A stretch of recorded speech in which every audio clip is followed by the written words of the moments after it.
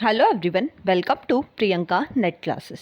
सो basically आज के इस लेक्चर में हम लोग नेट के पेपर 2 कॉमर्स की बिजनेस इकोनॉमिक्स की यूनिट को कंटिन्यू करने वाले हैं। बिजनेस इकोनॉमिक्स का ये लेक्चर नंबर 15 है। अगर आप में से किसी ने फर्स्ट 14 लेक्चर्स को मिस किया है सो मैं आपको इकोनॉमिक्स की जो प्लेलिस्ट है उसका जो लिंक है वो मैं डिस्क्रिप्शन में दे दूँगी। आप वहाँ से जाके उस प्लेलिस्ट को ज़रूर चेकआउट कीजिए बिकॉज इकोनॉमिक्स के सारे लेक्चर आपस में इंटरकनेक्टेड है। तो अगर आपको 15 लेक्चर समझना है तो पहले आप 14 देखिए, 13 देखिए, सब लेक्चर सीरीज वाइज देखेंगे तो आपको ये लेक्चर समझ में भी आएंगे एंड इकोनॉमिक्स जैसा सब्जेक्ट इजी भी लगने लगेगा।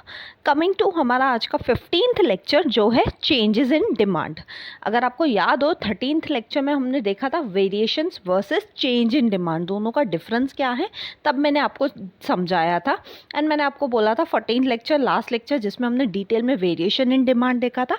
आज हम 15th लेक्चर में क्या देखने वाले हैं, changes in demand. Changes in demand का कंसेप्ट क्या है, उसके टाइप्स क्या है, वो हम आज डिटेल में देखेंगे।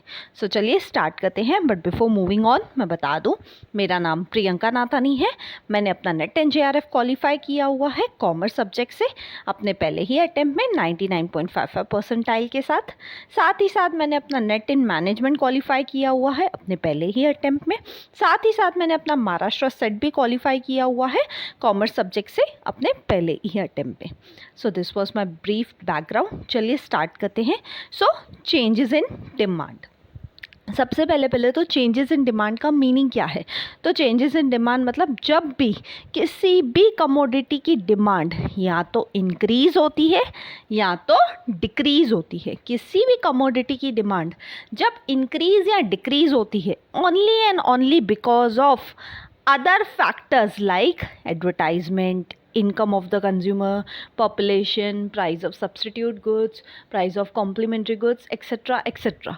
यानी कि प्राइस को छोड़ के, किसी भी कमोडिटी की प्राइस को छोड़ के जितने भी बाकी सारे फैक्टर्स हैं उन किसी फैक्टर्स में पॉजिटिव या तो नेगेटिव चेंज आने के वजह से अगर डिमांड इंक्रीज या तो डिक्रीज होती है उसे हम कहते हैं चेंज इन डिमांड।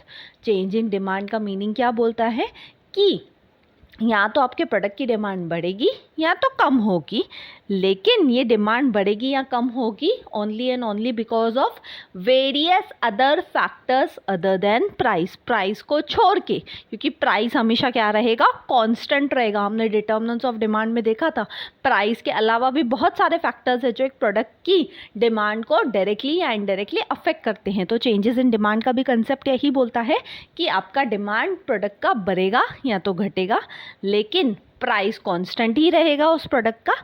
लेकिन फिर भी ड्यू टू अदर फैक्टर्स आपके प्रोडक्ट का क्या हो जाएगा, डिमांड या तो इंक्रीज होगा या डिक्रीज होगा डिपेंडिंग अपॉन वो अदर फैक्टर्स फेवरेबल है कि अनफेवरेबल है। जैसे से फॉर एग्जांपल मैं एक सिंपल सा एग्जांपल देती हूँ। सपोज मैं पहले कमाती थी 10,000 रुपया, अब मेरी इनकम 10,000 से बढ़ के 15,000 हो गई। ठीक है, पहले मैं चॉकलेट खाती थी 100 रुपये का, अब भी मैं चॉकलेट वही सेम परचेज़ करती हूँ सेम ब्रांड का जो 100 रुपये में मिलता है। ठीक है, पहले मैं एक ही पैकेट लेती थी, क्यों, क्योंकि मेरी इनकम थी 10,000 रुपया। अब मेरी इनकम 10,000 से 15,000 हो गई, तो मैंने क्या किया, मैं एक पैकेट चॉकलेट लेने के जगह पे मैंने अपनी डिमांड बढ़ा दी, इंक्रीज़ कर दी। क्यों, क्योंकि मेरी इनकम बढ़ गई थी, इस चक्कर में मैंने अपनी डिमांड बढ़ा दी। इवन दो चॉकलेट का प्राइस आज भी वो 100 रुपीज़ ही है, लेकिन प्राइस चेंज बिल्कुल नहीं हुआ, लेकिन फिर भी मैंने अपनी डिमांड बढ़ा दी। क्यों, क्योंकि पॉजिटिव चेंज आया, फेवरेबल चेंज आया किसी भी अदर फैक्टर में अदर देन प्राइस। तो इसे हम क्या कहते हैं, चेंज इन डिमांड। ठीक है, सेकेंड पॉइंट यहाँ पे क्लियरली मेंशन है, प्राइस उस प्रोडक्ट का कांस्टेंट रहेगा, ना बढ़ने वाला है ना घटने वाला है। जैसे प्राइस पहले था वैसे ही प्राइस आज है, लेकिन फिर भी आपकी डिमांड इंक्रीज या डिक्रीज होती है। कमिंग टू थर्ड पॉइंट जो बोलती है चेंज इन डिमांड के अगेन दो टाइप्स हैं। कौन से टाइप्स हैं, इंक्रीज इन डिमांड और दूसरा टाइप है डिक्रीज इन डिमांड। इन दोनों को अभी हम डिटेल में डिस्कस करेंगे विथ उनके डायग्राम्स। ठीक है, चलिए देखते हैं। सबसे पहले तो देखते हैं increase in demand. Increase in demand का कंसेप्ट क्या बोलता है, जब भी आपकी डिमांड इंक्रीज होती है, अब ऑब्वियस है डिमांड इंक्रीज कब होगी, जब फेवरेबल चेंज आएगा, किस में, अदर फैक्टर्स में अदर दैन प्राइस। प्राइस को छोड़ के बाकी जितने भी हमने डिटर्मिनेंट्स ऑफ डिमांड के लेक्चर में डिटर्मिनेंट्स देखे थे, उनमें से किसी भी फैक्टर में अगर फेवरेबल चेंज आएगा, उसके वजह से क्या हो जाएगा, मेरी डिमांड ऑटोमेटिकली क्या हो जाएगी, इंक्रीज हो जाएगी। जैसे कि सपोज मेरी इनकम बढ़ गई तो मैंने डिमांड बढ़ा दी, पॉपुलेशन बढ़ गई तो भी डिमांड बढ़ जाएगी। प्राइस सेम है लेकिन फिर भी कभी भी डिमांड बढ़ सकती है। क्यों? क्योंकि बाकी सारे फैक्टर्स में फेवरेबल चेंज आया। यहाँ पे आपको याद रखना है कि प्राइस हमेशा, चेंज इन डिमांड का कोई भी केस हो, चाहे इंक्रीज हो चाहे डिक्रीज हो, दोनों ही केस में क्या होगा, प्राइस हमेशा कांस्टेंट रहेगी। ठीक है। और यहाँ पे आप डिमांड कर्व देख सकते हो, राइट हैंड साइड मैंने आपको डायग्राम दिया हुआ है। अगर आप डायग्राम को ध्यान से देखेंगे, एक्स एक्सिस पे है आपका क्वांटिटी डिमांडेड, वाई एक्सिस पे आपका प्राइस, और P और Q आपकी ओरिजिनल प्राइस और क्वांटिटी डिमांडेड थी। फिर क्या हुआ, क्योंकि इंक्रीज हुई, डिमांड बढ़ी, तो Q से डिमांड बढ़ के कितनी हो गई, Q1 हो गई। तो अगेन प्राइस भी P जो था वही, प्राइस तो सेम है, प्राइस तो चेंज हुआ ही नहीं है, सिर्फ और सिर्फ क्या चेंज हुई है, डिमांड बढ़ी है, प्राइस तो वहीं का वहीं है। इसलिए आप देख सकते हो जो प्राइस वाली जो लाइन है उसमें A और B आया है, सिर्फ A पॉइंट को ही आगे जाके सिर्फ B कर दिया है। क्यों? क्योंकि प्राइस तो सेम रहा लेकिन फिर भी उस चीज़ की डिमांड बढ़ गई। क्यों बढ़ गई? क्योंकि कोई और फैक्टर में फेवरेबल चेंज आया है। इसलिए आप देख सकते हो पहले जो ओरिजिनल डिमांड कर्व थी जिसको DD कर्व नाम दिया गया है, और प्राइस को छोड़ के बाकी जो फेवरेबल चेंज आया उसके वजह से जो आपकी न्यू डिमांड कर्व है उसको उसने क्या नाम दिया है, D1 D1। ठीक है। पहले ओरिजिनल डिमांड कर्व कौन सी थी, DD कर्व, और जो न्यू डिमांड कर्व है वो क्या है, D1 D1 कर्व। तो यहाँ पे आप देख सकते हो जो डिमांड कर्व है वो शिफ्ट हुई है कहाँ पे, to the right hand side of the original demand curve. जो हमारी ओरिजिनल डिमांड कर्व है, DD कर्व है, वो क्या हुई है, राइट वर्ड शिफ्ट हुई है, राइट साइड पे शिफ्ट हुई है, बिकॉज डिमांड इंक्रीज हुई है। इसलिए आपकी डिमांड कर्व जो है वो ओरिजिनल डिमांड कर्व के राइट हैंड साइड पे शिफ्ट हो गई है। आई होप सबको ये डायग्राम क्लियर है और ये कंसेप्ट भी क्लियर है। सबसे इम्पॉर्टेंट चीज़ आपको याद रखनी है, इंक्रीज इन डिमांड हो चाहे जो हम नेक्स्ट टाइप देखेंगे डिक्रीज इन डिमांड, दोनों के केस में प्राइस कांस्टेंट रहेगा और बाकी सारे फैक्टर्स चेंज होते रहेंगे। इसलिए, और वो बाकी सारे फैक्टर्स डिटेल में मैंने आप लोगों को डिटर्मिनेंट्स ऑफ डिमांड के लेक्चर में कराए थे। इसलिए मैं आपको बार बार बोलती हूँ कि सीरीज़ में देखिए, लेक्चर वाइज देखिए तो आपको समझ में आएगा। कमिंग टू हमारा second type of changes in demand जो है decrease in demand. Decrease in demand नाम से क्लियर है। अब क्या हो रहा है, आपकी डिमांड डिक्रीज हो रही है। क्यों?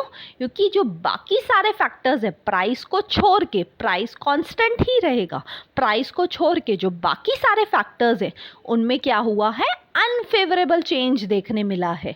अनफेवरेबल चेंज यानी कि कुछ पॉजिटिव नहीं हो के उल्टा कुछ नेगेटिव हुआ है। किसी की इनकम कम हो गई, मे बी लोगों की पॉपुलेशन कम हो गई, मे बी सब्सटीट्यूट गुड्स का प्राइस कुछ हो गया, कम हो गया, ज़्यादा हो गया, कुछ भी ऐसे। तो कोई भी अदर फैक्टर जो है, प्राइस को छोड़ के बाकी कोई भी अदर फैक्टर में क्या हुआ है, अनफेवरेबल चेंज आया है, जिसके वजह से जो आपकी डिमांड है वो क्या हो गई है, डिक्रीज हो गई है। इसे ही हम क्या कहते हैं, डिक्रीज इन डिमांड। और यहाँ पे जो प्राइस है वो कांस्टेंट है, प्राइस पहले जैसा था वैसा ही आज है, लेकिन क्योंकि किसी फैक्टर में, अदर फैक्टर्स में अनफेवरेबल चेंज आया है जिसके वजह से लोगों ने अपनी डिमांड कम कर दी है। सिंपल सा एग्जांपल देती हूँ मैं आपको यहाँ पे। जैसे कि सपोज़ मैं पहले 10,000 कमाती थी, अब कोविड के टाइम पे बहुत जनों के साथ ऐसा हुआ था कि उनकी इनकम अचानक से कम हो गई। ठीक है, 10,000 से से फॉर एग्जांपल मेरी इनकम हो गई 5,000 रुपया। अब मेरी इनकम तो हो गई कम, अब मैं क्या करूं? तो ऑब्वियस है मेरी इनकम कम हो गई, अनफेवरेबल चेंज आया। इनकम कम होने के वजह से अब मैं क्या करूंगी, डिमांड अपनी कम कर दूंगी। सपोज़ मैं पहले 100 रुपये का चॉकलेट खाती थी, अब मैं 50 रुपये का खा लूँगी। क्यों? क्योंकि मेरी इनकम में अनफेवरेबल चेंज आया है, इसलिए मेरी डिमांड भी क्या हो गई है, पहले के कंपैरिजन में अभी डिक्रीज़ हो गई है। इवन दो जो चॉकलेट मैं पहले खाती थी वो 100 रुपये का मिलता था, आज भी जो खा रही हूँ वो 100 रुपये का ही मिलता है, लेकिन मैंने अपनी डिमांड कम कर दी है। क्यों? क्योंकि मेरी इनकम में अनफेवरेबल चेंज आया है। ऐसे किसी भी फैक्टर में अनफेवरेबल चेंज आता है जिसकी वजह से आपकी डिमांड क्या हो जाती है, डिक्रीज हो जाती है। आई होप सबको फर्स्ट दोनों पॉइंट्स क्लियर हैं। प्राइस यहाँ पे कांस्टेंट रहेगा और कोई भी और फैक्टर अदर देन प्राइस उसमें अनफेवरेबल चेंज आने की वजह से आपकी डिमांड क्या हो जाएगी, डिक्रीज हो जाएगी। Coming to right hand side आप डायग्राम देख सकते हैं डिक्रीज इन डिमांड की। अगेन एक्स एक्सिस पे है क्वांटिटी डिमांडेड, वाई एक्सिस पे है प्राइस। अगर आप ओरिजिनल डिमांड कर्व देखेंगे, पी और क्यू जहाँ पे इंटरसेक्ट करते हैं उसको उन्होंने नाम दिया है ए, और आपकी ओरिजिनल डिमांड कर्व है डी डी कर्व। ठीक है, अब क्योंकि क्या हुआ है, अनफेवरेबल चेंज आया जिसकी वजह से डिमांड कम हुई है। पहले डिमांड कितनी थी ओरिजिनली, क्यू, अब पहले से डिमांड क्या हो गई, कम हो गई। क्यू से डिमांड Q2 हो गई, पीछे की तरफ आ रही है डिमांड, यानी डिमांड डिक्रीज हुई है। इसलिए जो आपकी डिमांड कर्व है वो भी क्या हो गई, शिफ्ट हो गई to the left hand side of the original demand curve. आपकी ओरिजिनल डिमांड कर्व कौन सी, आप ध्यान से डायग्राम में देखिए, डी डी कर्व आपकी ओरिजिनल डिमांड कर्व है।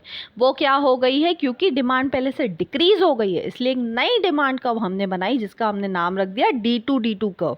और ये जो D2 कर्व है ये क्या हो गई, ये लेफ्ट हैंड साइड आई है किसके, आपके ओरिजिनल डिमांड कर्व के। ठीक है, क्यों लेफ्ट हैंड साइड आई है, क्योंकि डिमांड डिक्रीज हुई है। आई होप सबको तीनों पॉइंट्स भी क्लियर है और डायग्राम भी अच्छे से क्लियर है। सो थैंक यू, मिलते हैं नेक्स्ट वीडियो में। अगर आपको वीडियो अच्छा लगा तो प्लीज़ लाइक कीजिए, कमेंट करके मुझे ज़रूर बताइए, ज़्यादा से ज़्यादा लोगों तक शेयर कीजिए बिकॉज ज्ञान बांटने से ही बढ़ता है। एंड सब्सक्राइब कीजिए अगर आप न्यू हैं तो। मिलते हैं नेक्स्ट वीडियो में, till then bye bye, take care.